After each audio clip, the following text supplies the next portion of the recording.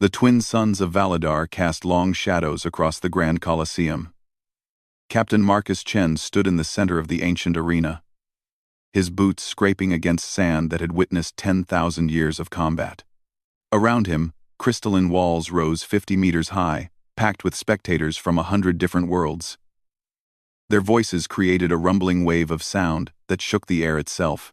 Marcus was human. That simple fact made him an anomaly here. The Krythanian Empire stretched across 10,000 star systems, home to countless alien species.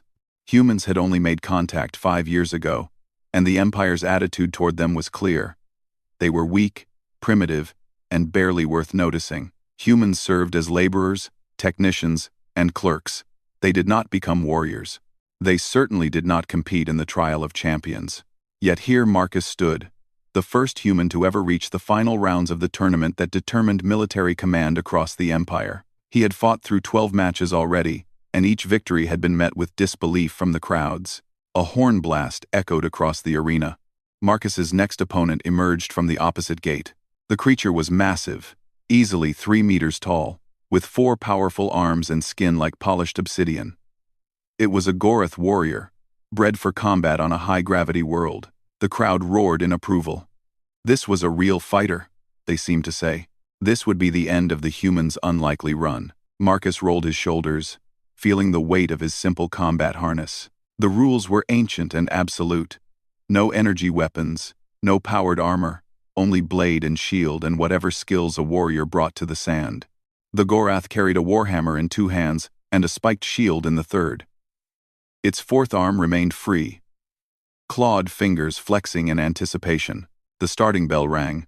The Gorath charged immediately, its footsteps thundering across the arena floor. Marcus didn't try to meet the charge. Instead, he dove sideways, rolling through the sand and coming up near the arena wall. The Gorath's hammer smashed into the ground where he had been standing, creating a small crater. The crowd jeered. Running was cowardly. This was not how warriors fought. But Marcus wasn't trying to impress them. He was trying to survive. The Gorath turned, surprisingly fast for its size, and charged again. This time Marcus waited until the last possible moment, then dropped flat. The creature's momentum carried it forward, and Marcus slashed at its ankle as it passed. His blade scraped across the tough hide but drew no blood. The pattern repeated. The Gorath would attack with overwhelming force, and Marcus would evade, dodge, and look for openings. Each time, he learned something new about how his opponent moved, how it thought, where its weight shifted before an attack. To the crowd, it looked like desperation. To Marcus, it was data collection. On the 7th exchange, Marcus finally saw his opening. The Gorath had a slight dip of its shoulder before swinging the hammer. More importantly, its clawed hand always moved to guard its left side after each attack, leaving the right exposed for just a fraction of a second. Marcus feinted left, drawing the hammer strike, then reversed direction instantly. He was inside the Gorath's reach before it could adjust. His blade found the softer tissue behind the creature's knee, and this time it cut deep. The Gorath bellowed in pain and rage, stumbling. The crowd's jeering changed to surprised murmurs. Marcus didn't wait. He pressed his advantage, staying close where the hammer was useless. He targeted joints, weak points. Anywhere the obsidian-like skin was thinner. The Gorath tried to grab him with its free hand, but Marcus was already moving, always 1 step ahead. Finally, with a calculated strike to the back of the other knee, the massive warrior fell. Before it could rise, Marcus's blade was at its throat. The Gorath stared at him for a long moment, then nodded slowly. Yield. The creature understood it had been beaten. The crowd erupted. Some cheered. Others shouted in disbelief or anger. Marcus helped his opponent to its feet, showing respect.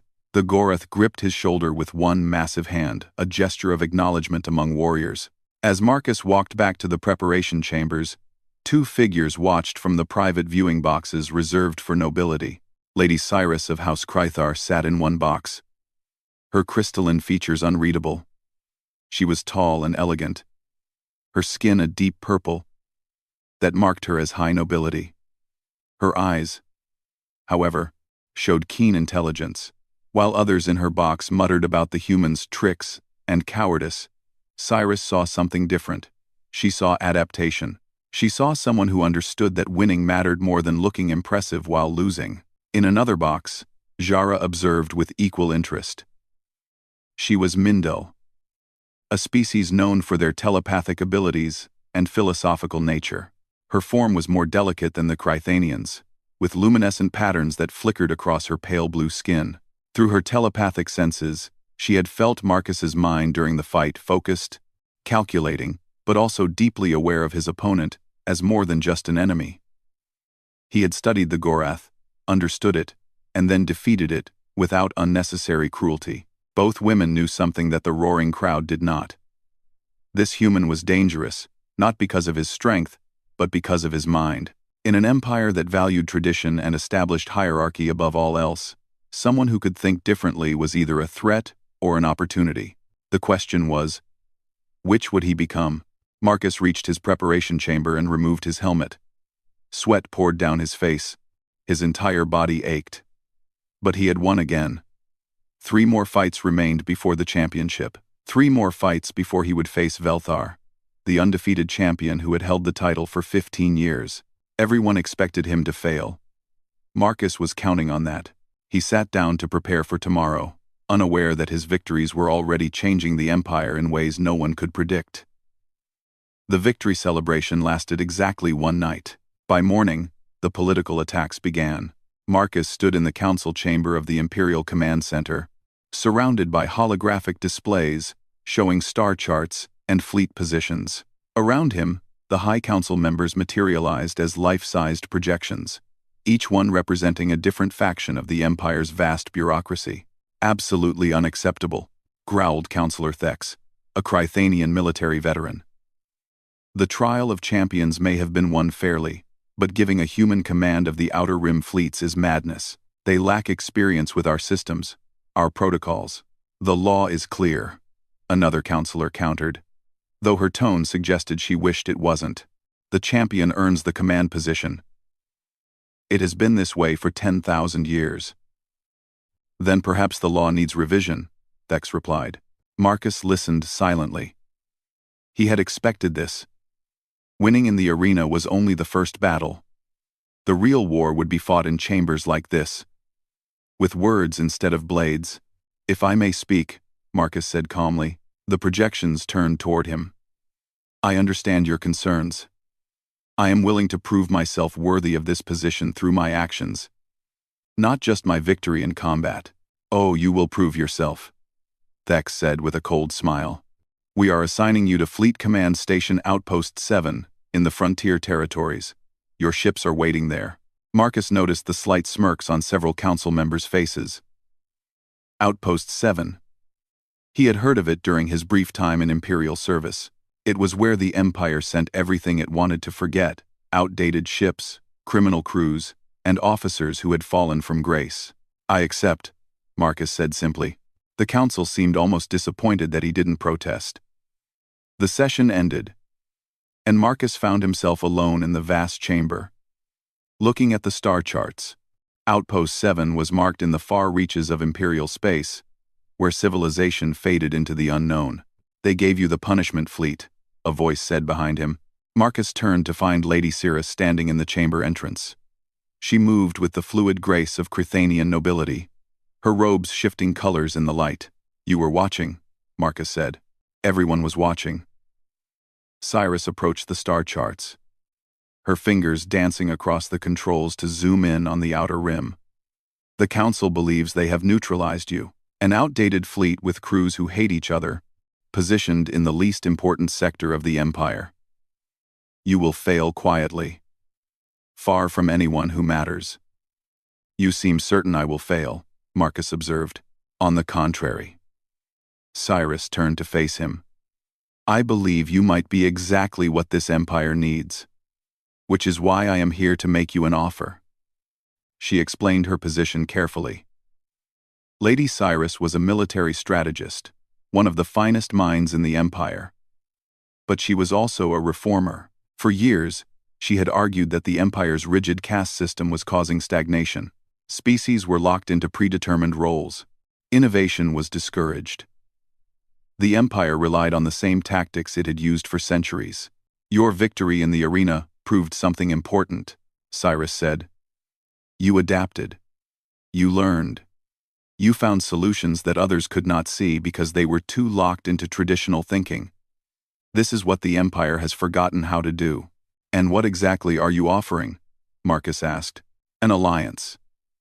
In Crythanian culture, political partnerships are often sealed through marriage bonds. It provides legal protections and combines resources. She met his eyes directly. I offer to become your wife and strategic advisor.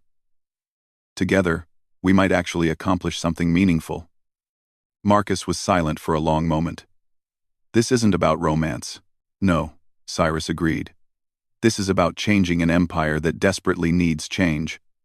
Romance, if it comes, would be a bonus, but I offer partnership, loyalty, and my considerable strategic knowledge. In return, I gain an ally who thinks differently than anyone I have ever known. Before Marcus could respond, the chamber doors opened again. This time, a Mindel woman entered, her luminescent patterns pulsing with urgency. Captain Chen, Jara said formally, I must speak with you immediately. It concerns a threat that the High Council is either unaware of or choosing to ignore. Jara explained quickly. Her people, the Mindel, maintained a telepathic network that spanned multiple star systems. Recently, they had detected disturbances in the dark spaces between stars, places where no one traveled. Something massive was moving through those voids, heading toward the Outer Rim territories. We call them the Void Swarm, Jara said, pulling up classified data on the holographic display. Our records show they appeared once before, 3,000 years ago, in a different galaxy. They consume everything, entire civilizations, whole planets. They are not invaders seeking conquest. They are devourers seeking sustenance. Marcus studied the data with growing alarm. How long until they reach the Outer Rim? Based on our projections, 6 to 8 weeks. And the Council knows about this? I brought this information to them yesterday, Jara said bitterly. They dismissed it as speculation. The Mindel are known for our caution, and they believe we are being overly paranoid. They will not allocate resources to investigate. Marcus looked at the projected path of the swarm. It would hit the Outer Rim first, his responsibility, his territory. With the outdated fleet the Council was giving him, he would be facing an extinction-level threat with inadequate resources. Why come to me? Marcus asked. Because I watched you fight, Jara said. I felt your mind. You do not think like others in this empire. You adapt, you improvise, you find solutions where others see only obstacles. The Void Swarm cannot be defeated through traditional tactics. They have evolved to counter every standard military doctrine. We need someone who thinks differently. She stepped closer. Among my people, we bond with those we trust in times of crisis. It is deeper than friendship, more permanent than alliance. I offer you this bond, formalized through marriage as your cultures understand it. My telepathic network can coordinate your fleet in ways the Empire has never seen. My knowledge can help you prepare. But I need your promise that you will fight, even when the Council abandons you. Marcus looked between the two women. Cyrus, offering political protection and strategic genius. Jara, offering advanced communication and tactical intelligence. Both asking for the same formal commitment. This is insane, Marcus muttered. The entire situation is insane, Cyrus countered. The question is whether you are brave enough to embrace unconventional solutions. Marcus thought about the crews waiting for him at Outpost 7. He thought about the approaching swarm. He thought about billions of lives in the Outer Rim who had no idea what was coming. All right, he said finally. If we are going to do this, we do it properly. No secrets between us. No hidden agendas. We are partners. In every sense. Both women nodded in agreement. Within 2 days, the triple marriage was formalized according to the customs of all three cultures. The scandal rippled across the empire. Some called Marcus an opportunist. Others called him a fool. The High Council used it as further proof that humans were unpredictable and unsuitable for command. But Marcus, Cyrus, and Jara ignored the gossip. They had work to do. A fleet to prepare. A war to survive. They boarded a transport headed for Outpost 7, knowing that everything ahead would be harder than anything behind them. The real test was just beginning. The transport dropped out of hyperspace, and Marcus got his first real look at Outpost 7. The station hung in orbit around a dying red star, its hull patched with mismatched metal plates. Dozens of ships floated nearby in loose formation, if it could even be called a formation. They looked like a scrapyard that someone had accidentally launched into space. "Your fleet, Commander," the transport pilot said with barely hidden amusement. Cirrus stood beside Marcus, studying the ships through the viewport. Her analytical mind was already cataloging the problems. 12 cruisers. Various classes. 18 frigates. Perhaps 40 support vessels. Most are at least 30 years old. Some appear to be held together with improvised repairs. Jara closed her eyes, her telepathic senses reaching out. The crews are complicated. I sense anger, resentment, fear. Many species who hate each other forced to serve together. They do not believe in themselves, and they certainly do not believe in you. Then we will have to change their minds, Marcus said simply. The docking procedure took an hour. When Marcus finally stepped onto Outpost 7's main deck, he was greeted by a motley assembly of officers. There were Crithanians, but also Gorath, Mindel, humans, and a dozen other species he didn't immediately recognize. None of them looked happy to be there. A scarred Crithanian stepped forward. "Commander Chen, I am Captain Vex, Senior Fleet Officer. Welcome to the edge of nowhere." "Thank you, Captain. I look forward to working with you." Vex's laugh was harsh. "Working with me?" "Commander, half these crews are former criminals given a choice between prison and service. The other half are officers who angered someone powerful and got exiled here. We fly ships that should have been scrapped decades ago. The High Council sent you here to fail quietly, just like they sent all of us." Marcus looked around at the assembled officers. He saw defeatism in their eyes, but also something else, a spark of curiosity. They were wondering what this human would do. "You are right," Marcus said loudly enough for everyone to hear. "The Council expects us to fail.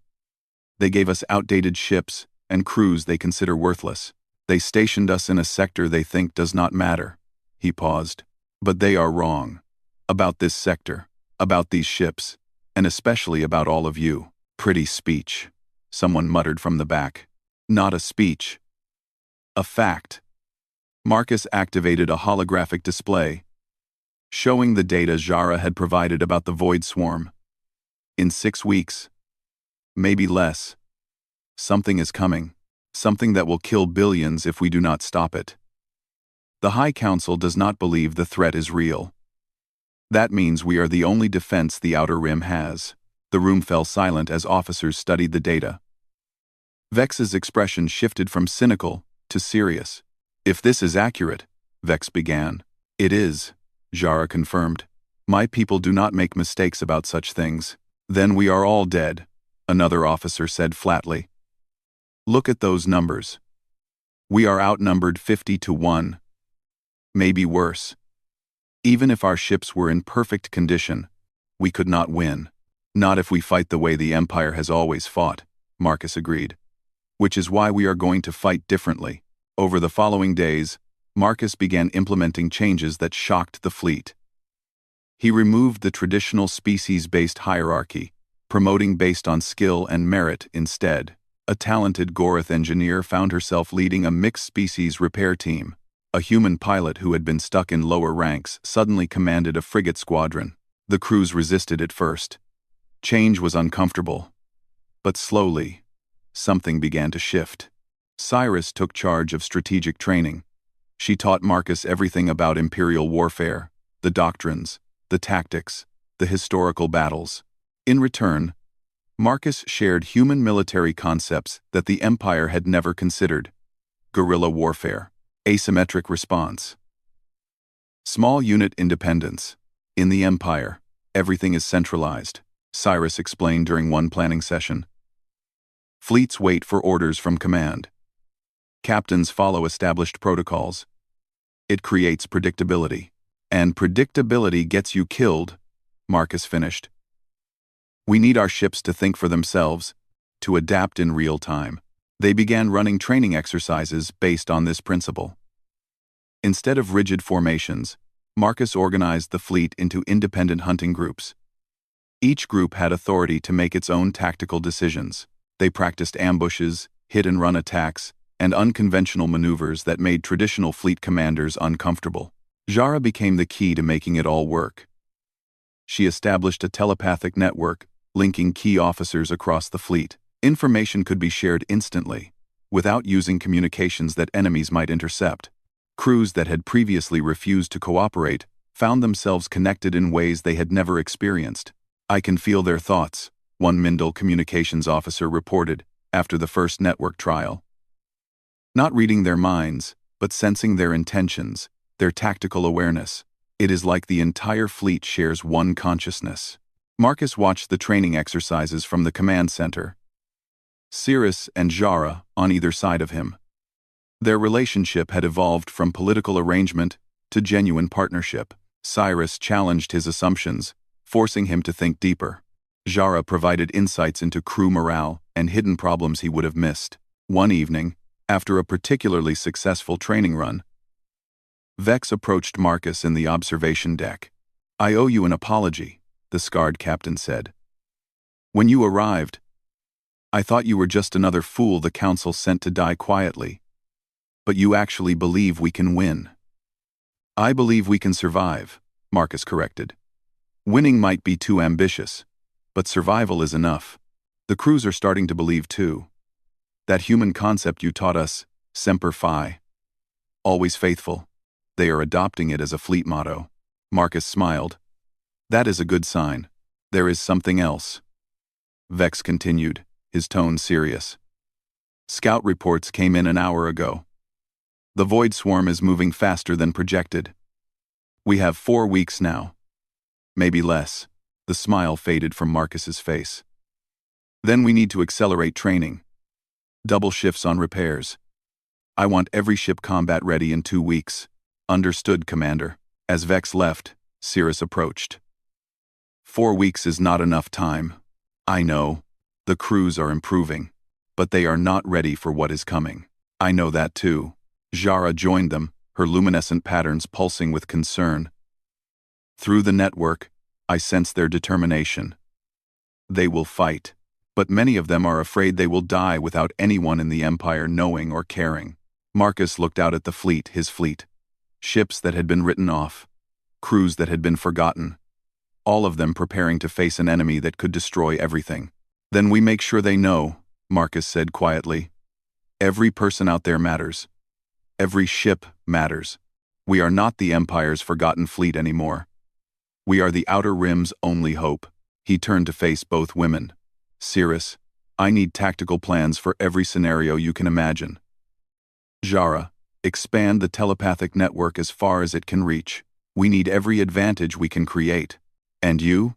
Cyrus asked. "I am going to visit every ship personally. The crews need to see that their commander believes in them." Over the next 2 weeks, Marcus did exactly that. He visited engineering bays and weapons platforms. He ate in crew mess halls and listened to their concerns. He learned names, heard stories, and showed them that he saw them as people, not just resources. The fleet transformed. Not into the polished, perfect force of Imperial propaganda, but into something scrappier, tougher, and more determined. They became a family of misfits who refused to give up. When the scout ships finally detected the first Void Swarm vessels entering the Outer Rim, the fleet was as ready as it would ever be. Marcus stood on the command deck, Cyrus and Jara beside him, watching the sensor readings. Behind him, Captain Vex and the other senior officers waited for orders. "All ships," Marcus said into the fleet-wide channel. "This is Commander Chen. The enemy is here. They expect us to fight like the Empire always fights: rigid formations, predictable tactics. We are going to disappoint them. Remember your training, trust your teams, and know that whatever happens, you are not forgotten. You are not worthless. You are the shield that stands between billions of innocent people and oblivion." He paused, then added, Let's show them what the Forgotten Fleet can do. All units. Execute dispersal pattern Omega. Hunt them down. The fleet broke formation, scattering into independent groups, each heading toward their assigned sectors. The battle for the Outer Rim had begun. The first encounter happened 3 hours after dispersal. Frigate Group Delta, led by Captain Vex, detected a void swarm scouting element near the mining colonies of Sector 19. Marcus watched through the tactical display as the engagement unfolded. The swarm ships were unlike anything in Imperial records. They looked organic, with dark hulls that seemed to absorb light. They moved with disturbing coordination, like a school of predatory fish. Delta Group engaging. Vex's voice crackled through the communications. Executing ambush pattern Chen 7. Marcus had named the tactics after himself reluctantly, but the crews insisted. On the display, Delta Group emerged from behind an asteroid field, firing in coordinated bursts. 3 swarm ships died immediately, caught by surprise. The remaining swarm vessels tried to form their standard defensive pattern, but Delta was already moving, repositioning before the enemy could respond. Target their coordination nodes, Cyrus instructed from her station. She had identified a pattern. Each swarm group had one ship that seemed to direct the others. Disrupt their command structure. Delta Group focused fire on the central swarm vessel. When it exploded, the other ships hesitated for crucial seconds, confused. Delta pressed the advantage and eliminated them. First victory for the Forgotten Fleet, Vex reported, and Marcus could hear the pride in his voice. But the celebrations were short-lived. Within hours, more swarm groups appeared across the Outer Rim. Dozens of groups. Then hundreds. They are learning, Zara warned, her telepathic senses extending through the network. Each engagement teaches them. They adapt quickly. She was right. By the second day, the swarm stopped falling for ambush tactics. They sent out scout ships that deliberately drew fire, revealing hidden positions. They began using unpredictable movement patterns that made targeting difficult. Marcus stood in the command center, reviewing battle reports. His fleet was winning individual engagements, but the numbers were brutal. For every swarm ship destroyed, 2 more appeared. Several of his frigates had taken severe damage. Cruiser Group Gamma had lost a ship entirely when it was swarmed by 20 enemy vessels. We cannot sustain this, Cyrus said quietly. They have unlimited numbers. We do not. Then we need to change the game again, Marcus replied. He pulled up star charts of the entire Outer Rim. They are coming from one direction, moving inward toward populated space. What if we stop defending and start attacking? Attacking what? An officer asked. They are everywhere. Exactly. They are spread out conquering territory. That means their supply lines are extended. Marcus highlighted several systems behind the swarm's advance. Zara, can your telepathic network detect their supply nodes? Zara closed her eyes, reaching out through space. Yes. I sense concentrations of bioenergy. They are converting conquered worlds into breeding grounds for more ships. Then those are our targets. Marcus began designating strike groups. We let them advance, but we cut off their reinforcements. Starve them. It was a dangerous strategy. It meant allowing the swarm to push deeper into the Outer Rim, evacuating colonies instead of defending them. Many officers protested. Abandoning civilians felt wrong. We evacuate everyone we can, Marcus promised. But if we try to hold every world, we lose everything. This gives us a chance. The evacuation operations began immediately. Transport ships, protected by fleet escorts, rushed to outlying colonies. Millions of civilians were pulled back to more defensible core worlds. It was chaotic and heartbreaking, but necessary. Meanwhile, strike groups began hitting swarm supply nodes. These missions were brutal. The nodes were heavily defended, and the bioships protecting them fought with desperate ferocity. Marcus's fleet lost ships, lost people. Each casualty report felt like a personal failure, but the strategy worked. The swarm's advance slowed. Without constant reinforcements, Their frontline forces could be worn down. Marcus's fleet began winning more than they lost. On the 10th day of battle, something unexpected happened. The High Council finally responded to Marcus's situation reports. "Reinforcements are being dispatched," the message stated coldly. "High Command has analyzed your tactics and determined they show promise. Additional fleet elements will arrive in 7 days. 7 days, Marcus repeated bitterly. We have been fighting for 10 days already. Where were they when we needed them? Politics, Cyrus said. They wanted to see if you would succeed first. Now that victory seems possible. They want to claim credit. Zara's expression was troubled. There is something else. Through the network, I am sensing a massive concentration of swarm forces gathering in the deep void. Something larger than anything we have faced. She projected what her telepathic network had detected. It was enormous, a central hive structure, surrounded by thousands of bioships. The hive mind core, Cirrus breathed. The intelligence directing the entire swarm. Marcus studied the projection. It was positioned 3 systems away, gathering strength for what looked like a final overwhelming assault. If it launched with full force, his fleet would be destroyed. The reinforcements would arrive too late. How long until it is ready to attack? Marcus asked. Based on the energy readings, perhaps 2 days. Then we attack first, Marcus said. The command center fell silent. Every officer stared at him. Commander, that would be a suicide mission, Vex protested. They outnumber us 10 to 1 at minimum. Our fleet would be destroyed. If we wait, we definitely lose, Marcus countered. This is our only chance. We hit them before they are ready, target the hive mind core, and pray we can disrupt their coordination long enough for the reinforcements to finish the job. The High Council will not authorize this, another officer warned. I am not asking for authorization. Marcus looked around at his officers, people who had been written off, forgotten, given up on. I am asking for volunteers. Anyone who wants to leave can take the evacuation transports. No shame, no judgment, but I am taking the fight to them. Nobody move toward the exit. Vex stepped forward first. The Forgotten Fleet stays together. Where you go, we go. One by one, the other officers voiced their agreement. Marcus felt something tighten in his chest. Pride, fear, gratitude, all mixed together. Cirrus approached him after the officers dispersed to prepare their ships. This plan is incredibly dangerous. I know. We might all die. I know that too. She studied his face for a long moment. Then let us make sure it counts. Zara joined them, her patterns pulsing with determination. I will amplify the telepathic network to maximum capacity.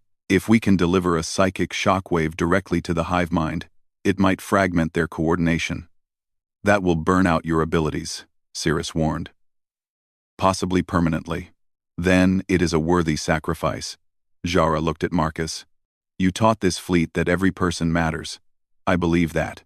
And I believe stopping the swarm matters more than my personal abilities. Marcus pulled both women close. Somewhere along the way, this political arrangement had become real. They were partners. They were family. Whatever happens, he said quietly. Thank you. For believing in this when nobody else did. We believe in you, Cyrus replied simply. The fleet gathered for the final assault. 40 ships remained combat-ready. 40 ships against thousands. The odds were impossible. But the Forgotten Fleet had already accomplished impossible things. Marcus stood on the command deck of his flagship, looking at the stars ahead. Somewhere out there, the swarm waited. Behind him, billions of innocent people depended on what happened next. All ships, he said into the fleet channel. Set course for the hive mind coordinates. Maximum speed. We end this today. The fleet jumped to hyperspace, racing toward either victory or oblivion. The final battle was about to begin. The fleet dropped out of hyperspace directly into the heart of the swarm's staging area. Marcus had gambled everything on surprise, and for 30 precious seconds, they had it. All weapons, fire at will, Marcus commanded. The Forgotten Fleet unleashed everything they had. Missiles streaked across space. Energy beams carved through bioships. The swarm's outer defenses, caught unprepared, shattered under the initial assault, but 30 seconds was all they got. The swarm responded like a disturbed hive, thousands of ships converging from every direction. The biovessels moved with terrifying coordination, forming attack patterns that seemed to predict every maneuver Marcus's fleet attempted. "They are adapting faster than projected," Cyrus reported, her fingers dancing across tactical displays. "Redirecting Group 7 to cover our flank. Group 3. Focus fire on coordinate Delta 9. Marcus watched the battle unfold across multiple screens. His fleet was outnumbered, outgunned, but they fought with precision born from weeks of desperate training. Every captain knew their role. Every crew trusted their training. "Jara, how close are we to the hive mind core?" Marcus asked. Jara sat at her station, eyes closed, her entire body glowing with telepathic energy. 2,000 kilometers. The interference is intense. The hive mind knows we are coming. It is concentrating defenses. Then we push harder. "Vex, take your group and clear us a path." "Understood, Commander." Captain Vex's cruiser group dove forward, drawing enemy fire. It was a brutal sacrifice play. Marcus watched as Vex's ships took devastating hits. Shields failing, hulls rupturing, but they carved an opening through the swarm's defenses. "Path is clear," Vex reported, his voice strained. "Go now." Marcus's flagship, along with 6 escort vessels, punched through the gap. The hive mind core became visible ahead, a massive organic structure that pulsed with sickly light. Thousands of bioships orbited it like electrons around a nucleus. "All ships, concentrate fire on the core," Marcus ordered. The 7 ships unleashed a concentrated barrage. Energy weapons and missiles struck the core's surface, creating explosions that rippled across its bioorganic hull. But the damage was superficial. The structure was enormous and heavily armored. "It is not enough," Cyrus said, analyzing the damage. "We would need an hour of sustained fire to breach it." "We do not have an hour." Behind them, the rest of the fleet was being overwhelmed. Ships were falling. Good people were dying. Marcus could hear the desperate communications, the damage reports, the final messages from ships that knew they would not survive. "Jara," Marcus said, "can you do it? Can you hit the hive mind with the telepathic pulse?" Jara's luminescent patterns were blazing now, almost too bright to look at. "I need to be closer, much closer. And I need amplification, something to boost the signal beyond anything my people have attempted." Marcus understood immediately. "You need to use the ship's communication array." "Yes. But routing that much telepathic energy through the systems will overload them. The ship will be crippled." "Taken out. Do it," Marcus said without hesitation. "Helm.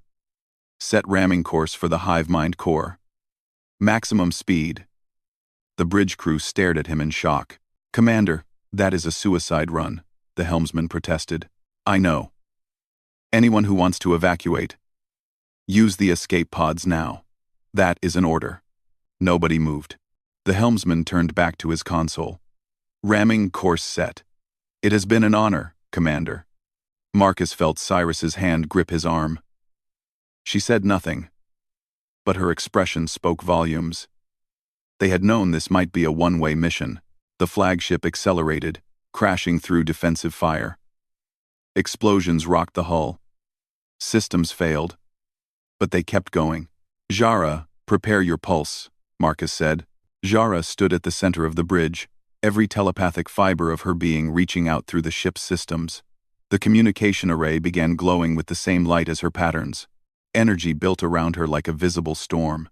"I can feel the hive mind," she said, her voice strange and distant. "It is vast, ancient, hungry, but it is also singular. One consciousness controlling millions of bodies. That is its weakness."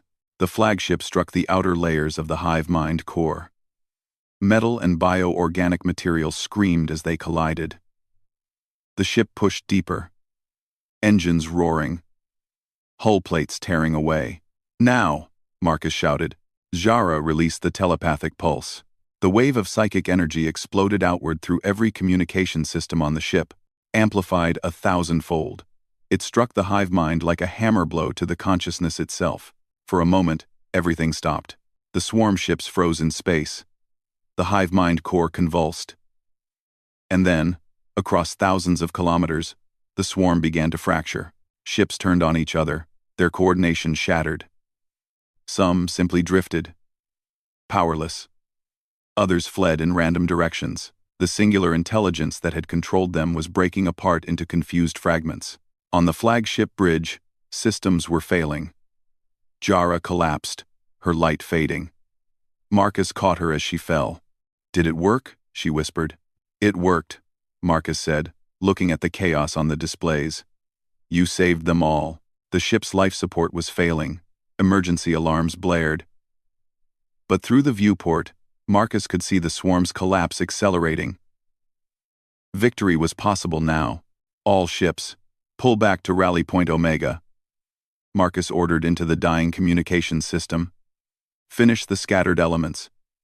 Do not let any regroup." Captain Vex's voice came through, weak but triumphant. "Understood, Commander. The reinforcements just arrived. High Command is demanding to speak with you." Marcus looked at Cirrus, at Jara unconscious in his arms, at his bridge crew who had stayed despite knowing the cost. "Tell High Command they can wait. We are a bit busy saving the Empire right now." The next hours were a blur. Rescue ships arrived and pulled survivors from the crippled flagship. Medical teams stabilized Jara. She would live, though her telepathic abilities would need time to recover. The reinforcement fleet, fresh and fully armed, swept through the outer rim, eliminating the confused swarm remnants. By the time Marcus was recovered enough to give a full report, the battle was over. The Void Swarm was destroyed. The outer rim was saved. 3 weeks later, Marcus stood on a balcony overlooking the capital city of Valadar. The twin suns were setting, painting the crystalline buildings in shades of gold and purple. Behind him, he could hear the roar of the crowds that had gathered in the streets below. Cyrus joined him at the railing. "The High Council is calling it the greatest military victory in 1,000 years. They are already trying to take credit for your strategies." "Let them," Marcus said. "I did not do this for glory." Jara appeared on his other side, moving carefully but healing. "The reforms you demanded are being implemented.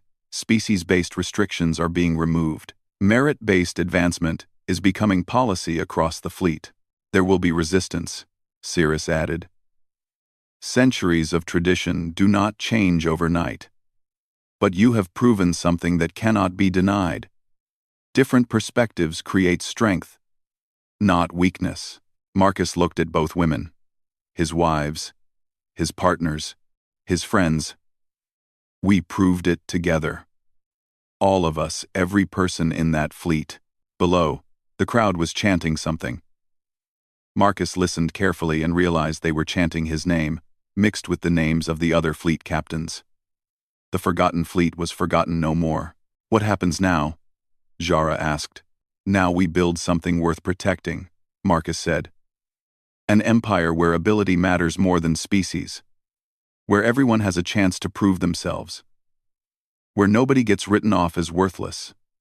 "I wear into Stingenov. That will take years," Cyrus observed. "Then we have work ahead of us." Marcus smiled. "Good thing I am not afraid of hard work." Far below, Captain Vex stood among the celebrating crowds, his scarred face showing something it had not shown in years' hope. Around him, crews from the forgotten fleet mingled with citizens of 100 species, all celebrating together. The Empire would never be the same. 1 human, 2 alien wives, and a fleet of misfits had changed everything. And somewhere in the outer rim, on stations and colonies that had nearly fallen to the swarm, people looked to the stars with new confidence. They had been saved not by the Empire's elite forces, but by those the Empire had forgotten. That would not be forgotten. The story of the forgotten fleet would be told for generations, a reminder that worth is not determined by species or status, but by courage, determination, and the willingness to stand together when everything seems lost. Marcus Chen had come to the Empire as an outsider. He had become its champion in the arena. And now, He was helping forge it into something better. The work was just beginning. But for the first time in centuries, the Empire was ready to change. And that made everything, all the sacrifice, all the struggle, worth it. The end.